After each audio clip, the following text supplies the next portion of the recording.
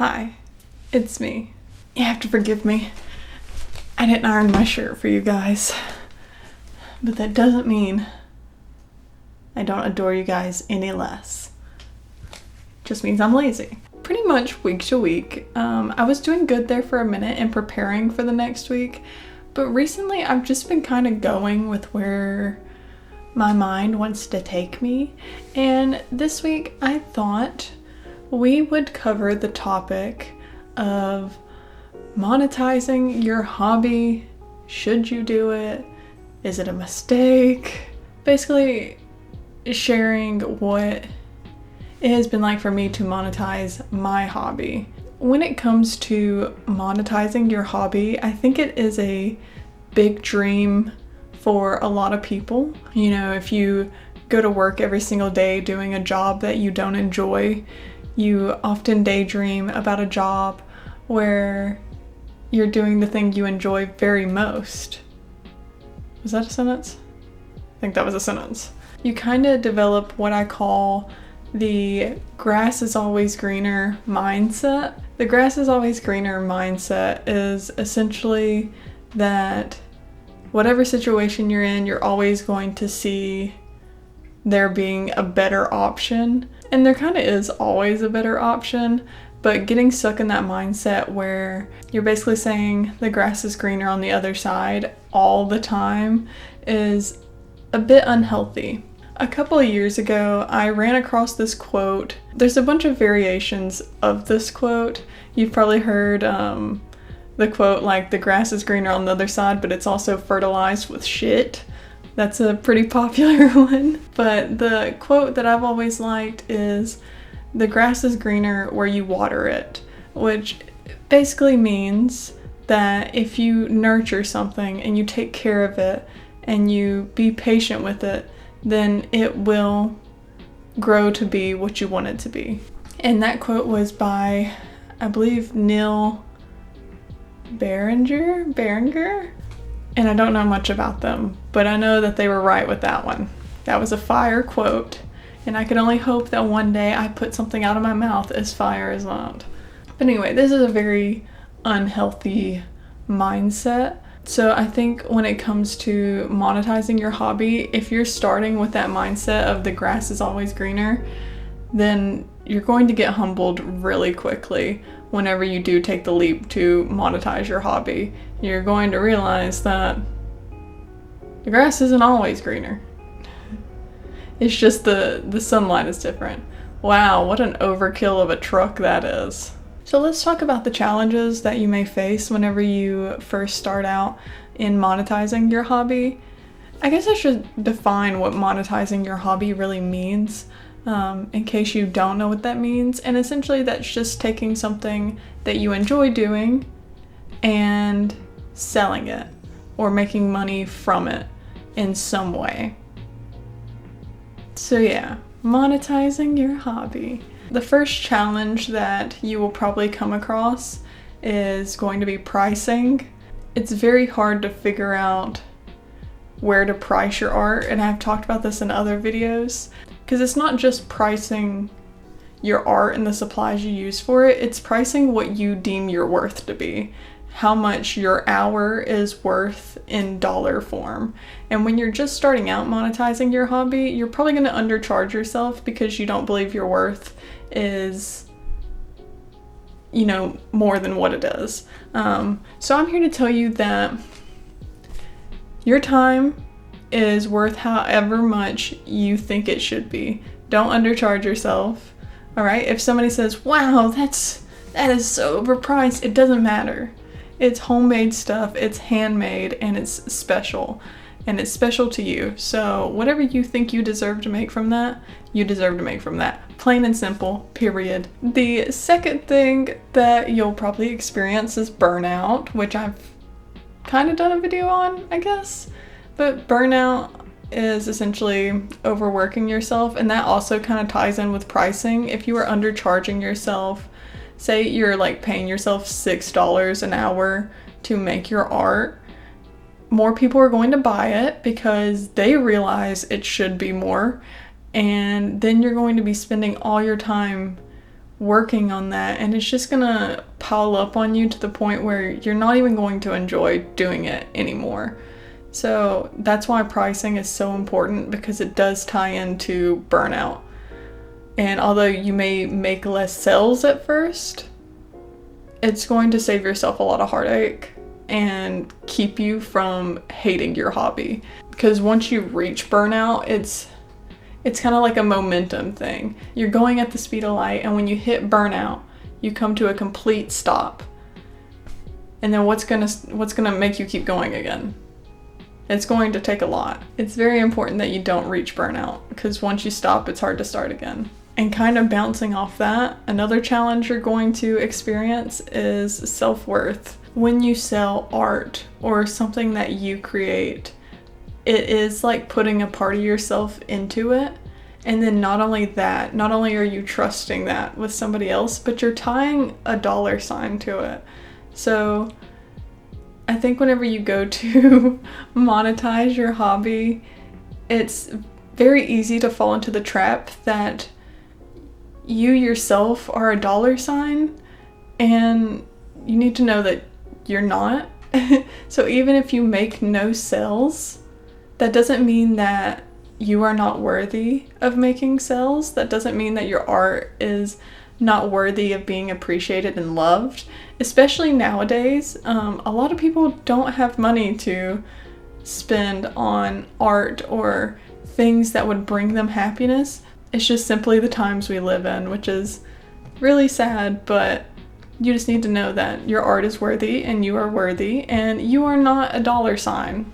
Going past the challenges, there is a time whenever you go to monetize your hobby where you have to decide whether you want to stay true to yourself and your art, or whether you want to make what's trending. And perhaps what you make is trending. I feel like I have a tendency to want to make really weird shit, like a goose sticker with tattoos down its legs that say like "penny for your honks," which you guys have seen that in another video that hasn't come out to the shop yet. Or, you know, this weird duck creature with swirls for its eyes. I wouldn't call that trending things that people will search for. So there will come a point in monetizing your hobby where if you don't make trendy stuff, you kind of have to ask yourself, do I make the stuff that falls into a niche that is trendy, or do I make the stuff that I want to make? And I think if you want to continue enjoying your hobby, you have to stay true to yourself. If your stuff is trendy, good for you. You have no dilemma. But if your stuff is not very niche or not very trendy, then you have a decision to make. And speaking of niche, anytime you watch any of these self-employment videos or getting started with your shop, a word you might hear a lot is niche. You hear that in literally everything. How to start a social media, they'll say pick a niche. How to start a shop, pick a niche. And I feel like niche culture is its own niche. Like, you start saying niche so much, it doesn't even sound like niche anymore. Before I tell you my thoughts on niche, let me define niche for you in my own terms. Look up a definition on Google. It's probably going to be way simpler than this. But niche is essentially a category, a bubble that you insert yourself in. It can be like a community, or it could be a subcategory of a category, but it's your bubble. And you don't really expand from that bubble. Say you crochet and you start a YouTube channel. You only want to make crochet videos, so that is your niche. Crochet is your niche. And niches tend to be very, I would say, specific, which is why I hate them. My YouTube channel, it doesn't have a niche, which is why I love doing it. I feel like whenever you tie yourself to a bubble and you like shrink there's so much to life, there's so much to talk about, so much art to make. And when you shrink yourself to this little bubble, there's gonna come a time where you make something that doesn't fall in that niche, and you're gonna feel really weird about it. Perhaps it won't do as well in your shop, or the video won't perform as well if you're talking social media. Then it goes back to self-worth, where you start asking yourself, like, what did I do wrong? I can't get out of this niche. I've kind of shrunk myself into this. And picking a niche isn't a bad thing, and in no way am I saying that's a bad thing. It definitely helps you grow because you find your community faster. But also, like I said, there's just so much to life to just pick one thing that you have to be tied to. And so when it comes to niche, if you pick a niche, yes, you are bound to grow faster, but you need to be aware that once you pick a niche, straying from that niche is going to have consequences, such as things not performing as well. So it's not you, it's the niche. All right, and the last little bullet point that I have for monetizing your hobby is to flow with the learning curve, not against it. As you make more things, whenever you go to monetize your hobby, let's start here, back up. Whenever you go to monetize your hobby, it means you clearly think your art or what you make is good enough to give to others.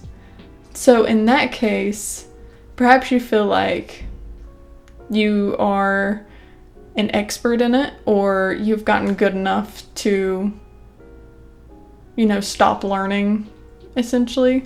So I think it's important whenever you go to monetize your hobby to know that you do not know everything about it. Just because you make sales and sell it and give it to others, it doesn't mean that you're perfect at it, and you can always improve. So when I say flow with the learning curve, not against it, I'm essentially saying that if you get criticism from others, or if other people in the community, for me, it's like the crochet community, if somebody were to say, hey, I do it this way, perhaps you could try it.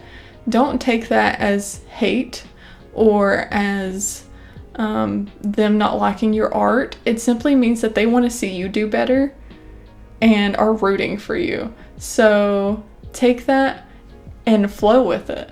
Don't fight against it. Don't take it to heart. It will simply only make you a better artist, and it will simply only make you better at monetizing your hobby.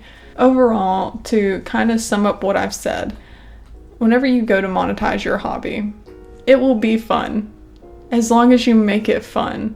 But the minute you start treating your monetization of this like a job, it's going to feel like a job.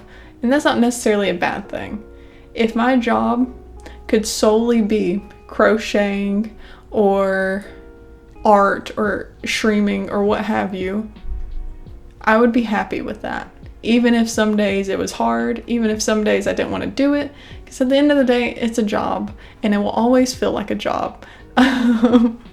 Even if it's something you enjoy doing, it's just a matter of perspective and how you go about it. So just take that with what you will. From somebody who has monetized their own hobby and has gone through these cycles. We're a couple of videos deep now into the whole YouTube thing, and I'm still trying to figure out kind of the setup that I like doing. I'm not sure if you guys enjoy these talking head videos where it's basically me just talking a shit ton, because I know it can be very boring in that way. I'm kind of just rolling from week to week and seeing what my heart wants to do. If there is something, like I said, flow with the learning curve, not against it. If there is something that you think I can do to improve my videos, I am so open to hearing about it. As long as it's healthy criticism and not just outright mean criticism, I'm all about it. If you go like full Simon Cowell in the early 2000s on me, I'm probably not gonna like what you say. But if you're like Simon Cowell nowadays, I can handle that. That I can handle. Thank you guys so much for listening and watching, and I hope that I have helped in some way on your journey to monetize your hobby.